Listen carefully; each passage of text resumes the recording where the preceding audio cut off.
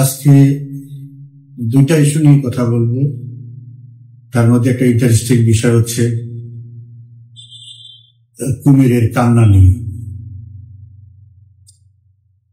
কুমিরের কান্না বললাম এ কারণে যে আমার যতটুকু মনে পড়ে এবং আপনারা যদি দেখে থাকেন, খেয়াল করে থাকেন বা আপনাদের স্মরণে থাকে যে ডক্টর ইউনূসকে আজ পর্যন্ত কেউ কোনোদিন কি কখনো কেউ কাঁদতে দেখেছে?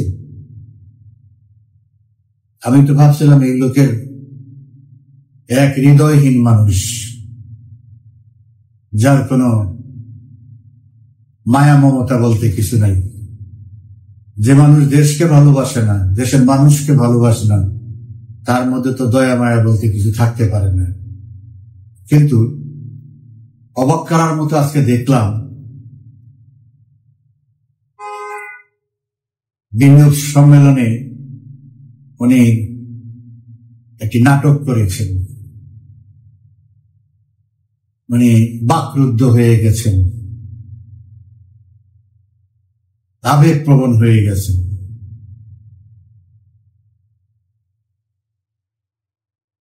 কেন? যেজন্য আমার কাছে এই জন্য মনে হয়েছে যে কুমিরের কান্নার মতো। ওনার মানে এই আবেগপ্রবণ হওয়ার পিছনে কারণ হচ্ছে উনি আবেগপ্রবণ হয়ে বলতে বলতে 1974 সালে আমাদের দেশে প্রচন্ড বন্যার জন্য গার্ডিয়ান, তৎকালীন সময় গার্ডিয়ানের রিপোর্ট অনুযায়ী, ব্রিটিশ সংবাদপত্র গার্ডিয়ানের রিপোর্ট অনুযায়ী দেশের অর্ধেক পানির নিচে ছিল, মাসের পর মাস অর্ধেক। তারপরে যুদ্ধ বিধ্বস্ত দেশ। সেই সময়ে আমাদের হাজার হাজার মানুষ মারা গেছে। তো সেই সময় সেই ঘটনার প্রেক্ষিতে এই প্রথম ওনার মনে পড়ল 74 সালে আমাদের এখানে একটা দুর্ভিক্ষ হয়েছিল। সেই দুর্ভিক্ষের কারণে অনেক লোক মারা গিয়েছে। সেই দুঃখে এখন উনি দুঃখিত, ব্যথিত, ওনার আবেগ ধরে রাখতে পারি না। ভালো, কিন্তু এই কথা বলতে গিয়ে উনি একটা কবিরা গুনাহ করেছেন। মানে যেই গুনার কোনো মাপ নাই, সেটাকে কবিরা গুনাহ বলে নিশ্চয়ই। সেটা হচ্ছে উনি বলে ফেলছেন কোন তথ্য উপাত্ত ছাড়া, কোন রেফারেন্স ছাড়া, যে অমুক পত্রিকায় বা অমুক জাতিসংঘের অমুক জায়গায় লেখা আছে বাংলাদেশে এত লক্ষ লোক মারা গেছে, কত লোক মারা গেছে। কিন্তু উনি বলে ফেলছেন 15 লক্ষ লোক মারা গেছে। That means 1.5 million died. এটা ওনার বাক্য। তো ওনার 1.5 মিলিয়ন, 15 লক্ষ মানুষ মারা গেছে, এটা তো আমি প্রথম শুনলাম। ওনার সূত্র কি? তৎকালীন সময়ে অনেক মানুষ মারা গেছে, সরকারের হিসাবেই 27,000। আমি ধরে দিলাম সবসময় সরকার একটা কনজারভেটিভ হিসাব করে, তাতেও যদি যায়। কিন্তু তৎকালীন সময়ে যে পত্রিকাগুলো আছে, ইত্তেফাক, সংবাদ, দৈনিক বাংলা, দৈনিক আজাদ, পূর্বক্ষণ, এই যে পত্রিকাগুলো আছে, কোন পত্রিকায় কি লিখছে যে 2 লাখ মানুষ মারা গেছে? হ্যাঁ, কোন কোন পত্রিকা লিখছে যে লাখানিক মারা যেতে পারে, লাখের কাছাকাছি লোক মারা যেতে পারে, এই ধরনের নিউজ। আর যার সাথে লোকজন বক্তৃতা দিয়ে যা বলছে, সাথে মাঠের বক্তৃতা, রাজনৈতিক বক্তৃতা, যেমন এখন বলে যে $240 বিলিয়ন বাংলাদেশ থেকে পাচার হয়েছে, বা 30 লক্ষ কোটি টাকা বাংলাদেশে পাচার হয়েছে, এরকম তো রাজনৈতিক বক্তব্য থাকতেই পারে। তো ওনার মতো একজন লোক দীর্ঘ 51 বছর পরে, 50 বছর পরে এসে একটা বিষয় আবেগপ্রবণ ভাবে নাটক করবেন, কিছুটা তথ্য, তার 10 জন মানুষ মারা গেলেও এটা বেদনা বিদুন, এটা বেদনাদায়ক। বলতে পারতেন যে ঠিক আছে 30,000 লোক মারা গেছে সেই দুর্ভিক্ষে। তো তোনার তো এটাও বলা উচিত ছিল যে কেন মারা গেছে। শুধু বন্যাই ছিল না, উনি তো ভালো করেই জানেন, উনি তখন আমেরিকাতে, বা উনি তখন চট্টগ্রাম বিশ্ববিদ্যালয়ের প্রফেসর। ওনার তো বলা উচিত ছিল যে মৃত্যুর জন্য আমেরিকা দায়ী। আমরা টাকা দিয়েছি, টাকা দিয়ে গম কিনেছি, খাদ্য কিনেছি, জাহাজ মাঝপথ থেকে ফিরিয়ে নিয়ে গেছে আমেরিকা শুধু এই দুর্ভিক্ষটা সৃষ্টি করার জন্য, বঙ্গবন্ধুকে বিতর্কিত করার জন্য, বঙ্গবন্ধুর সমালোচনা করার জন্য মানুষের মধ্যে। কারণ আমেরিকা তো তখন আমাদের যুদ্ধের বিরোধিতা করেছে। আমেরিকা চায় নাই যে আমাদের দেশ স্বাবলম্বী হোক, আমেরিকা চায় নাই আমাদের স্বাধীনতা টিকে থাকুক, বাংলাদেশ হিসেবে আমরা টিকে থাকি। যার জন্যই আমার টাকা কেনা খাদ্য তারা মাঝপথ থেকে জাহাজ ফিরিয়ে নিয়ে গেছে, জানে যে খাদ্য না গেলে মানুষ ক্ষতিগ্রস্ত হবে, মারা যাবে। কিন্তু যতটা লোক মারা গেছে খাদ্যের কারণে, এই আমি যদি ধরে নিলাম যে ঠিক আছে 50,000 60,000 লোক মারা গেছে, কারণ তৎকালীন গার্ডিয়ানে একটা এবং নিউ ইয়র্ক টাইমসেও ওই সময় যে ঢাকা শহরে কয়েকদিন তারা ঘুরছে, তাদের সংবাদকর্মীরা দেখছে, একটা হিসাব করে দেখছে তারা 20-25 দিনের, যে তাদের দৈনিক 20-25 জন করে লাশের খবর তারা পেয়েছে। তো সারা দেশে মানুষ তো সব তখন ঢাকায় চলে আসছে খাওয়ার জন্য, অনেক মানুষ, হাজার হাজার মানুষ, লাখ লাখ মানুষ। তো গ্রামে তো মানুষ কম, তারপরে সমস্ত সাব ডিভিশনের থানায় আওয়ামী লীগের উদ্যোগে লঙ্গরখানা খোলা হয়েছে যাতে মানুষ না খেয়ে মরে। তো ওই সারা দেশে যদি 100 জনও মারা যায় ওই সময় 2-3 মাসে প্রতিদিন, তাহলেও তো আপনার কত লোক হয়।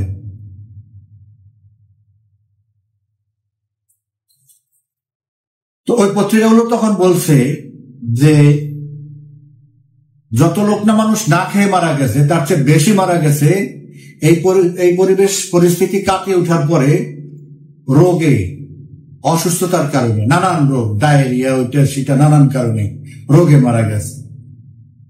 যাই হোক, মানুষ তো মরছে, বঙ্গবন্ধু তো এই জন্য নিজের চুলও নিজে ছিঁড়ছে,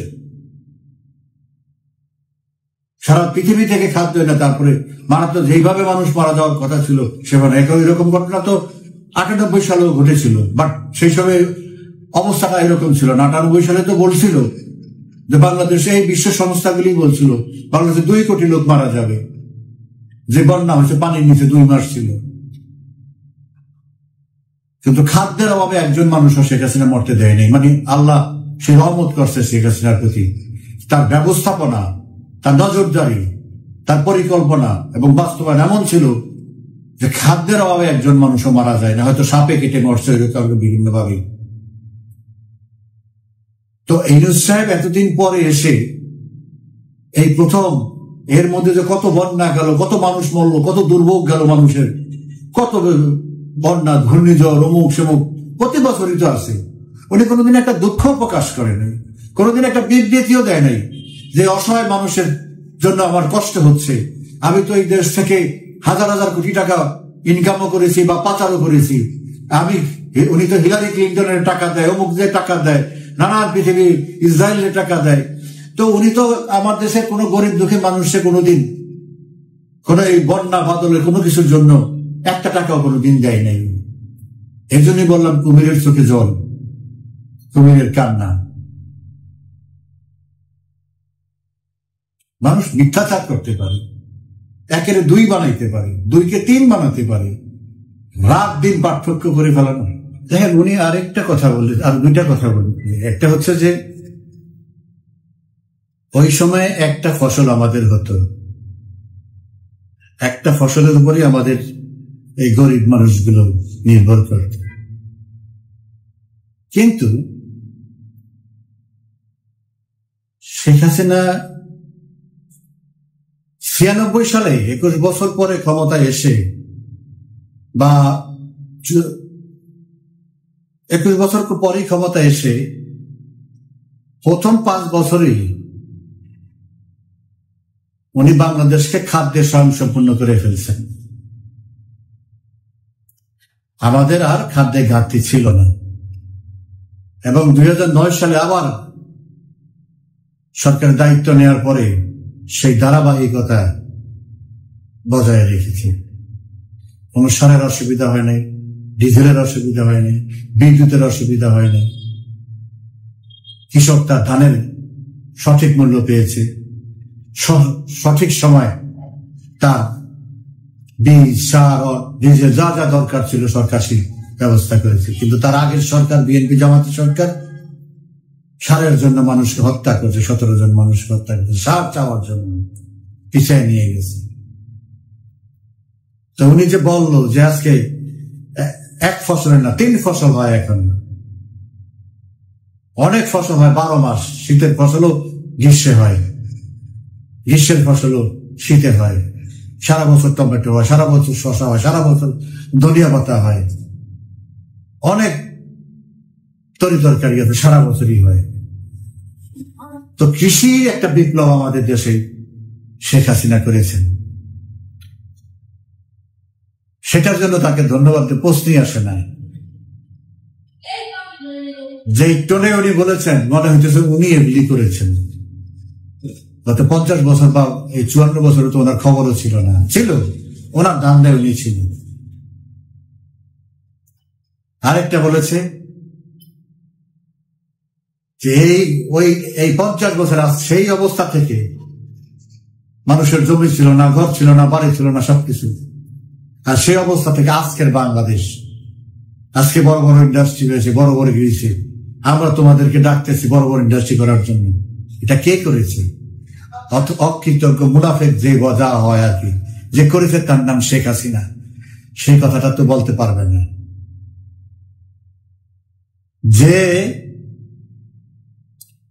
গত 39 বছরে 2009 সাল 8 সাল পর্যন্ত 9 সাল পর্যন্ত 39 বছরে এই দেশের জিডিপি ছিল 91 বিলিয়ন ডলার। মাত্র 15 বছরে 91 বিলিয়ন ডলারের থেকে সেটা 465 বিলিয়ন ডলারে গিয়ে দাঁড়িয়েছে। সে যদি আজকে গর্ব করে বিদেশিদের সামনে বলে আজকের এই বাংলাদেশ, তা আজকের এই বাংলাদেশটা কে করেছে? 19,000 কোটি টাকার বার্ষিক উন্নয়ন বাজেটকে, দেশের রাস্তাঘাট, রেল, ব্রিজ, বিভিন্ন জিনিস হবে, অবকাঠামো হবে, এটার জন্য 19,000 কোটি টাকা ছিল বিএনপি 2001 থেকে 6 সাল পর্যন্ত। সেই 19,000 কোটি টাকার বাজেটকে 2,70,000 কোটি টাকা প্রতি বছর খরচ করছে। এটা ছিল 24, 23, 22, 21 এইভাবে আস্তে আস্তে আস্তে করে কমছে। সর্বশেষে 2,70,000 টাকা এই দেশের ডেভেলপমেন্টে খরচ করা হয়েছে বাজেট থেকে। এই দেশটা এমনি এমনি হয় না এইভাবে। 1,30,00,000 লোক বিদেশে গেছে গত 15 বছরে। তো 2009 সাল পর্যন্ত এই 39 বছরে, দেশ স্বাধীনের 39 বছরে যা হয়েছে তার 4 গুণ বেশি উন্নয়ন, 4 চেয়েও বেশি উন্নয়ন এবং আজকের বাংলাদেশ হয়েছে। ওনারা আজকে তৈরি জিনিসের উপরে আইসিয়া দখল করছে। কারণ এই দেশ যদি 2008-9 সালে থাকতো তাহলে কেউ দখল করতে আসতো না। মধু তো নাই খুব বেশি, খাওয়া তো আগেই শেষ। এত বেশি মধু জমা হয়ে গেছে যে মানুষ মেরে হইলেও এই দেশের গদি দখল করতে হবে, শেষ চাটা চাটতে হবে।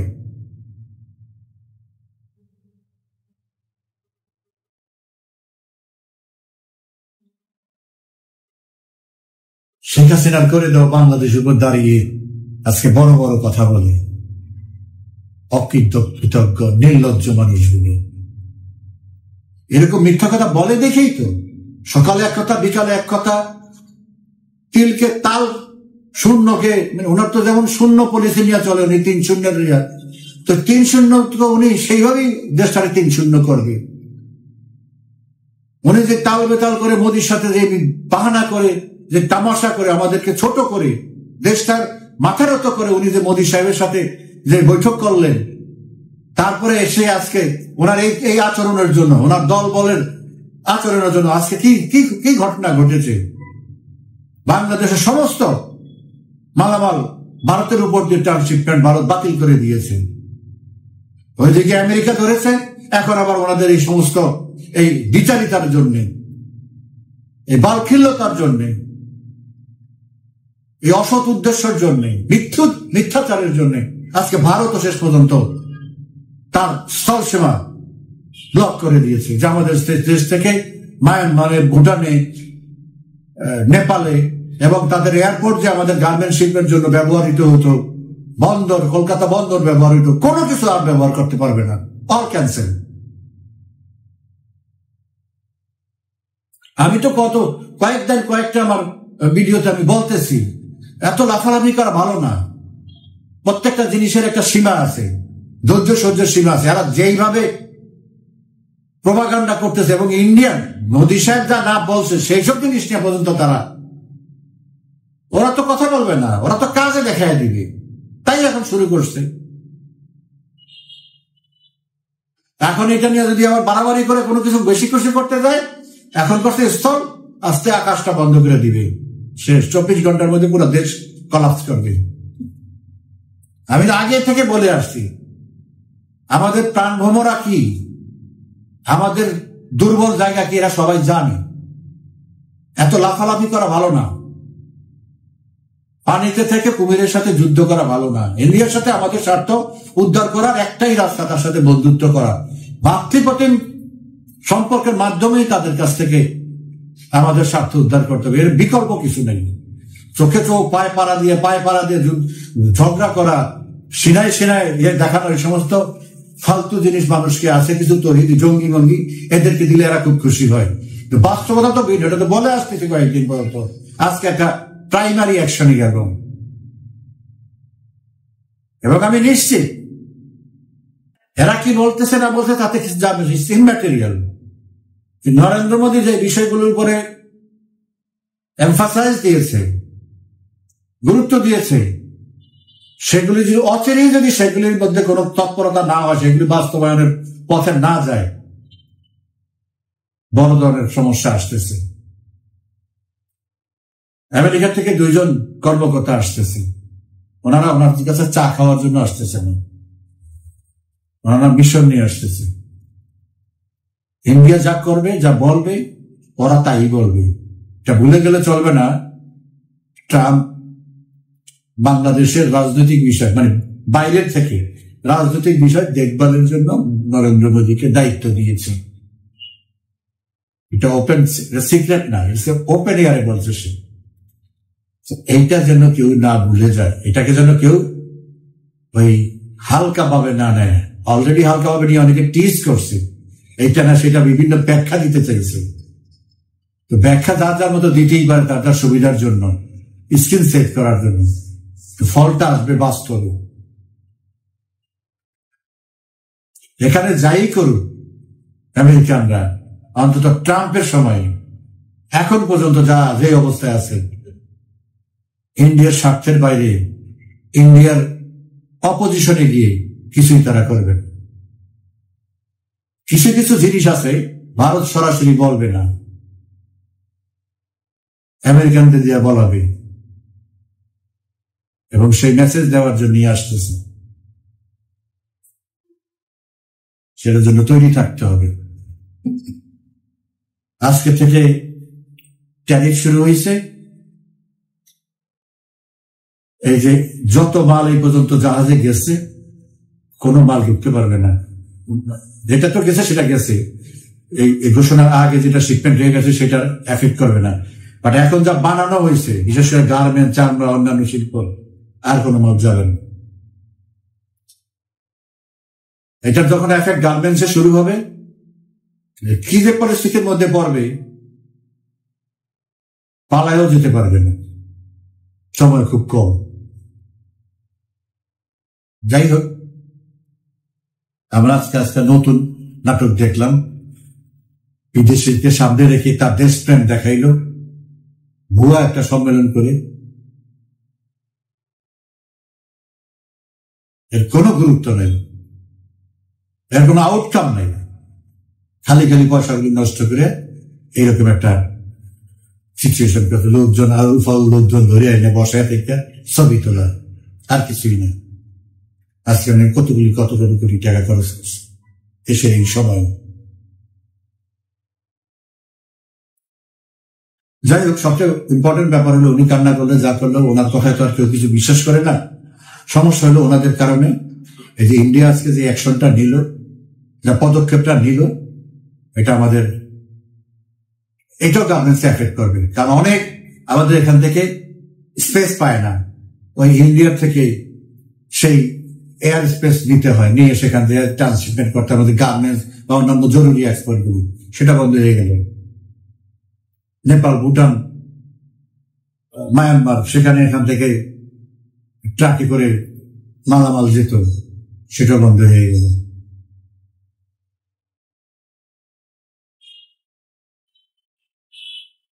যাই হোক, সর্বশেষ কথা হচ্ছে ওনাকে যা বলা নরেন্দ্র মোদী বলে দিয়েছি। উনি যদি বুঝতে পারে ভালো, না বুঝতে পারলে ওনার তো কিছু হবে না, আমাদের আরো ভোগান্তিতে পড়তে হবে। সে আল্লাহর কাছেই বলা, আল্লাহ কত ভোগান্তি দিবে, এই আজাব থেকে কত তাড়াতাড়ি মুক্তি দিবে, একটা মৃত্যু বন্ডর ঘাট থেকে কখন আমাদেরকে রেহাই দিবে। করুণ পরিণতি হতে পারে, এতে কোনো সন্দেহ নেই, করুণ পরিণতি হতে পারে।